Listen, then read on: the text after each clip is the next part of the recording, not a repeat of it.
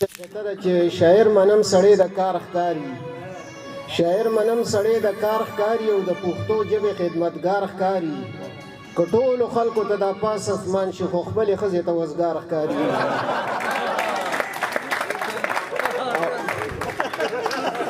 او بله زړې قطعې دي چې یا زاری د یو نه بل ته لګي او څه بیماري د یو نه بل ته لګي، یا زاری د یو نه بل ته لګي او څه بیماري د یو نه بل ته لګي، او خیال پردي وي طرز هم پردي وي او شاعري د یو نه بل ته لګي. او بله قطعه چې ټوخې یې ونکړو ناڅاپه راښکاره شوه راباندې خندا شنه وه زړه مې خور شو دی وې زړه راټینګ کا، نو زر مې دیوال ونیو دی راته وې ولې ما وې غورځېږم راشه اوس دا نیکه راټینګ کا.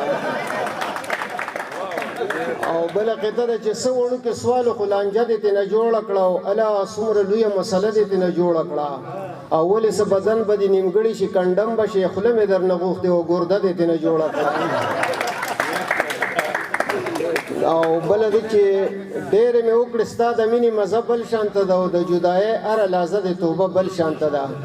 د سترګو جنګ کې مې زړه داسې ټوټې شوی نه و او خدای ګو چې ستا د یو نظر حدیثه بل شانته ده.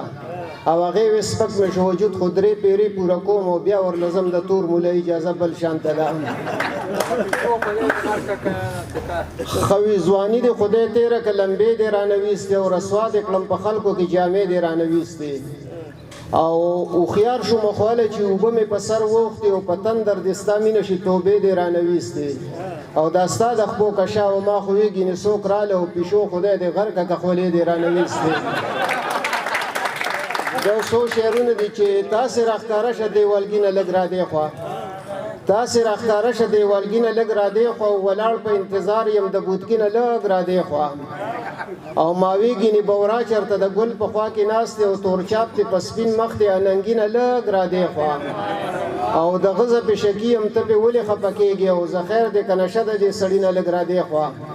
او قاتله په ځان نیمه خو په زړه مې د یار نوم دی او سینه باندې مې وله خو زړګي نه لږ را دی خوا. او زه نه خبرېږم ولې د رقیب سره ناست نه وي جومات نه ښه ورخوا او د لښتي نه لږ را دی خوا. زه نه خبرېږم ولې د رقیب سره ناست نه وي جومات نه ښه ورخوا او د لښتي نه لږ را دی خوا. او انګاره د هغوی د غلطه کور دې مړی دې بر کلي کې نه دی کوس کندي نه لږ را دی خوا. نظم ویم د ملګرو خو به اورېدلی خو اباسین صاحب به نه اورېدلي دغه نظم ویمه چې مې په کلي کې زړه تنګ شو نو راووتم ما وې چکر چېرته لګومه پېښور ته ځمه فردوس کې کوشم روان قصه خوانی ته شومه بلایسار ته په مزه مزه ور ورسېدم. د الارچ هسپتال ګیټ ته چې مې څنګ وکتل 5 قطارو کې کسان یو بل پسې ولاړو. د اخیری کسان خو بالکل په سړک ولاړو لکه سینجي شاټ یو ګاډي په قطار ولاړو. ما وی ډاکټر ته دومره غڼه خو کېدلی نشي او زما په خیال په هسپتال کې جوړې نغدې ورکوي. زه خو سړک باندې په یو قطار کې ودرېدم او په 15 منټه کې به یو قدم ورمخکې شوم. ګنټه چې وشو نو د ګیټ خواله ور ورسېدم خو د قطار د هغې سر څه پته نه لګېده. سر به دې سخوږم خو نښه وي او 3 بجې شوې چې په قطار کې مخکیني سر له ور ورسېدم. زما نه مخکې کس ولاړو ما هغه ته کتل یو ګړب یې وکړو په لیټرین باندې ورننوتو. زه حیران ګوته په خوله هلته کې ودرېدم زه څه خبر وم چې په دې خلکو ټوکنې شاټ وې.